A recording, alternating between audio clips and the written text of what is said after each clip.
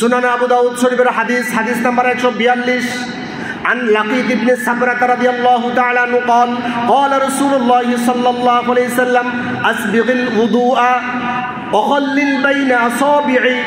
প্রিয় নবীজি সাল্লাল্লাহু আলাইহি সাল্লাম বলছেন, আসবিগিল উদুআ, তোমরা ওযু পরিপূর্ণভাবে আদায় করবে, ওয়াখাল্লিল বাইনা আসাবি'i, এরপর তোমরা দুই হাতের আঙ্গুলগুলো খিলাইল করবে। যখন দুই হাতের কবজি পর্যন্ত আমরা দৌত করব তখন কি করব? দুই হাতের আঙ্গুলগুলো খিলাইল করব। আঙ্গুলগুলো খিলাইল কিভাবে করব? এক আঙ্গুলগুলো আর এক আঙ্গুলের ফাঁকের মধ্যে প্রবেশ করাবো। আমরা শুধু হাতের আঙ্গুল খিলাইল করব না, বরঞ্চ যখন পা ধৌত করব পায়ের আঙ্গুলগুলো খিলাইল করতে হবে। রাসূল বলছেন, জামিউত তিরমিজির হাদিস, হাদিস নাম্বার 39, عن ابن عباس رضي الله تعالى عنه قال قال رسول الله صلى الله عليه وسلم إذا توضأت فخلل بين أصابع يديك ورجليك। প্রিয় নবীজি সাল্লাল্লাহু আলাইহি সাল্লাম বলছেন, ইদা তাওয়াদ্দাতা, তোমরা যখন ওযু করবে, ফাখল্লিল বাইনা আসাবি'i, তখন আঙ্গুলগুলো খিলাইল করবে, ইয়াদাইকা ওয়া রিজলাইকা, হাতের আঙ্গুল এবং পায়ের আঙ্গুল। আচ্ছা, বুঝলাম হাতের আঙ্গুলগুলো একটার ভিতরে একটা প্রবেশ করাই আমরা খিলাইল করলাম। পায়ের আঙ্গুলগুলো কিভাবে করব? আসুন রাসূল কিভাবে করতেন। সুনানে আবু দাউদ শরীফের হাদিস, হাদিস নাম্বার 148, عن مستورد بن شداد رضي الله تعالى عنه قال رأيت رسول الله صلى الله عليه وسلم إذا توضأ يدلك أصابع رجليه بخنصره। মুস্তাওরিদ ইবনে শাদ্দাদ রাদিয়াল্লাহু তাআলা আনহু তিনি বলছেন, আমি প্রিয় নবীজি সাল্লাল্লাহু আলাইহি সাল্লামকে দেখেছি, তিনি বাম হাতের কনিষ্ঠ আঙ্গুল দিয়ে তিনি পায়ের আঙ্গুলগুলো খিলাইল করতেন। সুবহানাল্লাহ বলেন। পায়ের আঙ্গুলগুলো খিলাইল করবে কিভাবে? কনিষ্ঠ আঙ্গুল দিয়ে। রিজলাইহি বিখিনসরিহি, এই আঙ্গুলের নাম কি? খিনসর। আমরা 5 আঙ্গুলের নাম জানি না, বাংলাতে কি বলে? বৃদ্ধাঙ্গুলি, এরপরে তর্জনী, এরপরে মধ্যমা, এরপরে অনামিকা, এরপর কনিষ্ঠা। এই 5টা আঙ্গুলের আরবি নাম আছে। এই বৃদ্ধাঙ্গুলিকে বলা হয় ইবহাম। এটা বলতেছি কারণ আছে, সামনে আপনি মাথা মাসে কান মাসায় কিভাবে করবেন, রাসূলুল্লাহ এই আঙ্গুলগুলোর নাম ধরে ধরে বলছেন। সুবহানাল্লাহ বললেন না? তাহলে বৃদ্ধাঙ্গুলিকে আরবিতে কি বলে? ইবহাম। তর্জনীকে বলা হয় সাব্বাব, মধ্যমাকে বলা হয় উস্ত, অনামিকাকে বলা হয় বিনস, আর কনিষ্ঠাকে বলা হয় খিনস। আসুন, রাসূল করিম সাল্লাল্লাহু আলাইহি ওয়াসাল্লাম তাহলে দুই পায়ের আঙ্গুল খিলাইল করতেন কনিষ্ঠ আঙ্গুল দিয়ে। এবার আমরা বুঝলাম তাহলে হাতের কবজি পর্যন্ত ধোয়ার ক্ষেত্রে আমরা আঙ্গুলগুলো খিলাইল করব। এরপর আমরা 3 বার কুলি করব, এরপর 3 বার নাকে পানি দিব। নাকে পানি দেওয়ার সুন্নাত নয়, নাক ঝাড়া সুন্নাত। কারণ কি? আমরা যখন ঘুমায় যাই, শয়তান কিন্তু ঘুমায় না। শয়তান ঘুমায়? আপনাদের ফেনীতে শয়তান কি ঘুমায় নাকি? শয়তান আপনার নাকের এক ডগার মধ্যে বসে সে আপনাকে ওয়াসওয়াসা দেয়। এটাকে বলা হয় খয়সুম। রাসূল সাল্লাল্লাহু আলাইহি ওয়াসাল্লাম বলছেন খয়সুম। আসুন রাসূলের হাদিস থেকে শুনি। সহিহ বুখারীর হাদিস, হাদিস নাম্বার 3295, عن أبي هريرة رضي الله تعالى عنه قال قال رسول الله صلى الله عليه وسلم إذا استيقظ أراء أحدكم من منامه, তোমরা যখন ঘুম থেকে উঠবে, ফাতাওয়াদ্দা, যখন ওযু করবে, ফালইয়াস্তানসির সালাসান, 3 বার নাক ঝেড়ে ফেলবে। ফাইন্নাশ শাইতানা ইয়াবিতু আলা খয়শুমিহি, কারণ তোমরা যখন ঘুমাও তখন শয়তান তোমাদের নাকের ডগার মধ্যে তারা বিশ্রাম করে। বলেন নাউযুবিল্লাহ। ফাইন্নাশ শাইতানা ইয়াবিতু আলা খয়শুমিহি, আমাদের নাকের ডগার মধ্যে কে থাকে? শয়তান থাকে। এজন্য শয়তান সেখানে মলমূত্র ত্যাগ করে, বিভিন্ন ধরনের সেখানে ময়লা আবর্জনা সে তার মতো করে সেখানে নষ্ট করে চলে যায়। এবং আমরা যদি এটাকে রেখে দিই, একদিকে নাকের ক্ষতি হবে, শারীরিকভাবে ক্ষতিগ্রস্ত হব, এবং ওযুটাও ঠিকমতো না হওয়ার সম্ভাবনা রয়েছে। এই জন্য নবী করিম সাল্লাল্লাহু আলাইহি ওয়াসাল্লাম বলছেন, তোমরা নাকে পানি দেওয়ার সময় নাকের মধ্যে পানিটা এইভাবে মেলা মারবা না। আমাদের দেশে মেলা মারার ফাটি বেশি, ঠিক ঠিক না?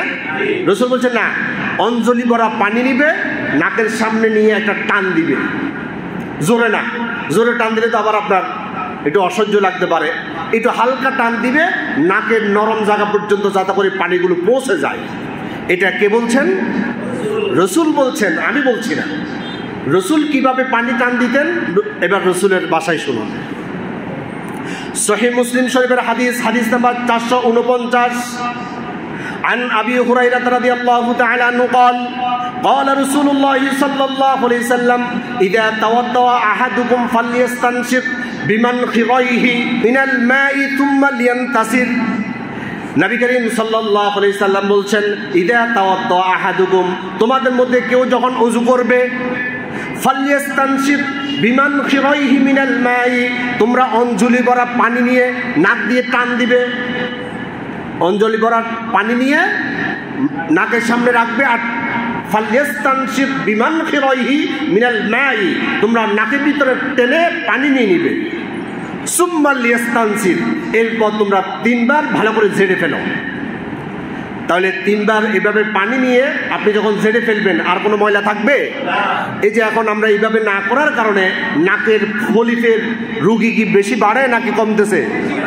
আগে নাকের ফলিফ তো আমরা চিনতাম না, এখন এইভাবে এই সুন্নাহটা আমরা আদায় না করার কারণে নাকের পলিপ, নাকের মাংস বাড়া, এই ধরনের রুগীর সংখ্যা বেশি না কম? এটা রসুলের সুন্নাহর প্র্যাকটিস না থাকার কারণ।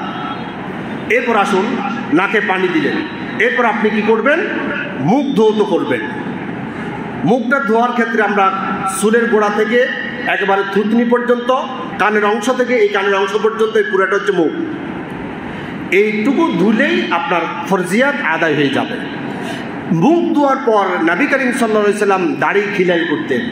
কি খিলাল করতেন? রাসূলের হাদিস থেকে শুনেন। সুনান ইবনে মাজার হাদিস, হাদিস নাম্বার 429, عن عمار بن ياسر رضي الله تعالى عنه قال رأيت رسول الله صلى الله عليه وسلم يخلل لحيته। রাসূল করিম সাল্লাল্লাহু আলাইহি সাল্লামকে ওযু করার সময় আমি দেখেছি রাসূলুল্লাহ দাড়ি খিলাল করতেন। বলেন সুবহানাল্লাহ। এখন দাড়ি খিলাল কিভাবে করবেন? আমরা হাতের মধ্যে পানি নিয়ে পানিগুলো ফেলে দিই, আমরা হাতের আঙ্গুলগুলো দাড়ির ভিতরে প্রবেশ করাইয়া এটাকে খিলাল বলি। এটা খিলাল নয়। রসুল কিভাবে খিলাল করতেন? রসুলের হাদিস থেকে শুনেন। সুনান আবু দাউদ শরীফের হাদিস, হাদিস নাম্বার 145, عن أنس بن مالك رضي الله تعالى عنه قال أن رسول الله صلى الله عليه وسلم كان يتوضأ أخذ كفا من الماء। রাসূল করিম সাল্লাল্লাহু আলাইহি সাল্লাম অঞ্জলি ভরা পানি নিতেন। আখাযা কাফফান মিন মাই, অঞ্জলি ভরা 1 হাত অথবা 2 হাত, 1 হাত দিয়ে নিলেও হবে। রাসূল করিম সাল্লাল্লাহু আলাইহি সাল্লাম 1 হাত দিয়ে অঞ্জলি ভরা পানি নিতেন। ফাআদখালা তাহতা হানাকিহি, তিনি থুতনির নিচে এই পানিগুলো প্রবেশ করাতেন। ফাআদখালা তাহতা হানাকিহি, থুতনির নিচে পানিগুলো প্রবেশ করাতেন। এরপর ফাখাল্লালা বিহি লিহিয়াতাহু, এরপর তিনি আঙ্গুল দিয়ে খিলাল শুরু করতেন। তাহলে কি শুধু খিলাল করলে হবে না পানি দিতে হবে? পানি দিতে হবে। আমরা মাথা মাসাই করব। অধিকাংশ মানুষের মাথা মাসা হয় না। এখন মাথা মাসাই করার জন্য কি আলাদা পানি নিতে হবে, না আগের ভিজা আঙ্গুল দিয়ে চালিয়ে দিলে হবে? আবার নতুন করে পানি নিতে হবে। জামিউত তিরমিজির 35 নম্বর হাদিস। আমি সেদিকে যাচ্ছি না, শুধু এটুকু বলবো কিভাবে আপনি মাথাটা মাসাই করবেন। রাসূল করিম সাল্লাল্লাহু আলাইহি ওয়াসাল্লাম কিভাবে মাথা মাসাই করতেন? সহিহ বুখারীর হাদিস, হাদিস নাম্বার 185, আন আব্দুল্লাহ ইবনে যায়েদ রাদিয়াল্লাহু তাআলা আনহু قال, তিনি ওযু রাসূল সাল্লাল্লাহু আলাইহি ওয়াসাল্লাম কিভাবে করতেন, এইভাবে করতে করতে তিনি মাথা মাসা পর্যন্ত গেলেন। এরপর তিনি বলছেন মাসাহা রাসাহু বিয়াদাইহি, 2 হাত দিয়ে মাথা মাসাই করতে হবে। ফাআকবালা বিহিমা ওয়া আদবারা, তিনি পুরা মাথা শুরু থেকে শেষ পর্যন্ত, আদবার মানে কি পিছন, একবারে পিছন পর্যন্ত তিনি মাসাই করতেন। কিভাবে শুরু করতেন তিনি? বাদা বিমুকদ্দামি রাসিহি হাত্তা যাহাবা বিহিমা ইলা কফাহু থুম্মা রাদ্দাহুমা ইলা আল মাকান আল্লাযী বাদা মিনহু। ভালো করে খেয়াল করেন, তিনি বলছেন 2 হাত দিয়ে নবী করিম সাল্লাল্লাহু আলাইহি ওয়াসাল্লাম মাথা মাসা শুরু করতেন। এইভাবে আমার দিকে তাকান, এইভাবে হাতের আঙ্গুলগুলো একসাথে করতেন, একসাথে করে তিনি কপালের উপর বসাতেন, বাদা বিমুকদ্দামি রাসি, মাথার একেবারে শুরু থেকে। মুকদ্দামা মানে কি? শুরু। রাসুল অর্থ মাথা। তাহলে বিমুকদ্দামি রাসি, মাথার একেবারে শুরু ভাগ থেকে এইভাবে তিনি বসাতেন। ফাআকবালা বিহিমা ওয়া আদবারা, একবার শেষ পর্যন্ত নিয়ে যেতেন। হাত্তা যাহাবা বিহিমা ইলা কফাহু, পিছন পর্যন্ত যতটুকু চুল আছে গর্দানের উপর পর্যন্ত তিনি এভাবে হাতটা নিয়ে যেতেন। থুম্মা রদ্দাহুমা, তিনি ছেড়ে দিতেন না। থুম্মা রদ্দাহুমা ইলাল মাকানাল্লাযী বাদা মিনহু, যেখান থেকে তিনি শুরু করছেন ওইখান পর্যন্ত আবার মাসাই করতে করতে এসে সেখানে তিনি শেষ করতেন। তাহলে মাথা মাসাটা কিভাবে বললাম? হাত দুইটা একসাথে করে এখান থেকে কপালের উপর থেকে শুরু হবে, একেবারে চুল যতটুকু আছে মাথার পিছন পর্যন্ত নিয়ে যেতে হবে। হাত ছেড়ে দেওয়া যাবে না। ওই অবস্থায় হাতকে চেপে ধরে আবার যেখান থেকে আমরা হাত শুরু করেছি মাসে করা সেখানে এসে শেষ করব। মাথা মাসা শেষ। এরপর আমরা কান মাসাই করতে হবে। রাসূল করিম সাল্লাল্লাহু আলাইহি ওয়াসাল্লাম কিভাবে কান মাসাই করতেন? সুনান ইবনে মাজার হাদিস, হাদিস নাম্বার 439। عن ابن عباس رضي الله تعالى عنه قال أن رسول الله صلى الله عليه وسلم مسح أذنيه, রাসূল করিম সাল্লাল্লাহু আলাইহি ওয়াসাল্লাম দুই কান মাসাই করতেন। কিভাবে করতেন? দাখিলাহুমা বিসাব্বাবাতাইনি, এই দুইটা আঙ্গুলের নাম কি? সাব্বাব। সাব্বাবাতাইনি মানে দুই আঙ্গুল। রাসূল করিম সাল্লাল্লাহু আলাইহি ওয়াসাল্লাম দুই আঙ্গুল দুই কানের ছিদ্রের মধ্যে ঢুকাই দিতেন।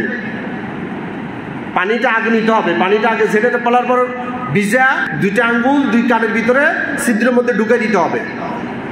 অখলাফা ইবহামাইহি, ইবহামাই মনে আছে তো? ইবহাম, ইবহামাইহি ইলা যাহিরি উযুনাইহি, এই ইবহাম দিয়ে কানের দুই কানের বাহিরের অংশ তিনি মাসাই করতেন। ফামাসাহা যাহিরাহুমা ওয়া বাতিনাহুমা, অর্থাৎ ভিতরে আঙ্গুলটা ছিদ্রের মধ্যে প্রবেশ করাইয়া এরপর ভিতরে আরো কিছু অংশ আছে না, আরেকটু বের করে বাকি অংশটা এই আঙ্গুল দিয়ে তিনি মাসাই করতেন। আর দুই বৃদ্ধাঙ্গুল দিয়ে কানের বাহিরের অংশ তিনি মাসাই করতেন। এটাই শেষ। এরপর আমরা অনেকে গর্দান মাসাই করি। গর্দান মাসাই করার ব্যাপারে কোনো হাদিস পাওয়া যায় না। এটা অনেক ওলামায়ে কেরাম বলেছেন বেদাত, এটা করার দরকার নাই। ওযু শেষ করার পর একটা দোয়া আছে। রাসূল করিম সাল্লাল্লাহু আলাইহি ওয়াসাল্লাম বলছেন এই দোয়াটা যে পড়বে তার জন্য জান্নাতের 8টা দরজা আল্লাহ তাআলা খুলে দিবে। সহিহ মুসলিম শরীফের হাদিস, হাদিস নাম্বার 441।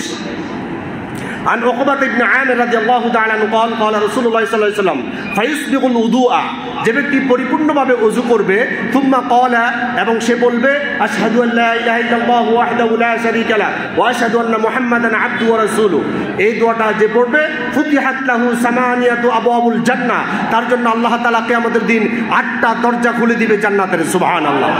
ইয়াদখুলু আইয়্যিহা শাআ, যে দরজা দিয়ে তার ইচ্ছা প্রবেশ করার আল্লাহ তাআলা তাকে প্রবেশ করার জন্য অনুমতি দিয়ে দিবে। সুবহানাল্লাহ। এরপর জামি তিরমিজির 55 নম্বর হাদিসের মধ্যে এই দোয়ার সাথে, অর্থাৎ আশহাদু আল্লা ইলাহা ইল্লাল্লাহু ওয়াহদাহু লা শারীকা লাহু, এটা কালিমায়ে শাহাদাত। কালিমায়ে শাহাদাত আমরা পারি না? ওযু শেষ করার পর কালিমায়ে শাহাদাত পড়বেন, পড়ার পর আল্লাহুম্মা জাআলনি মিনাত তাওয়াবিন ওয়া জাআলনি মিনাল মুতাতাহহিরিন, এটুকু পর্যন্ত যদি পারেন পড়লেন। আর যদি না পারেন শুধু কালিমায়ে শাহাদাত পড়তে পারলে, এটা যদি আপনি কন্টিনিউ আমল করেন আল্লাহ তাআলা জান্নাত প্রবেশের ক্ষেত্রে আর কোনো বাধা রাখবে না। সুবহানাল্লাহ।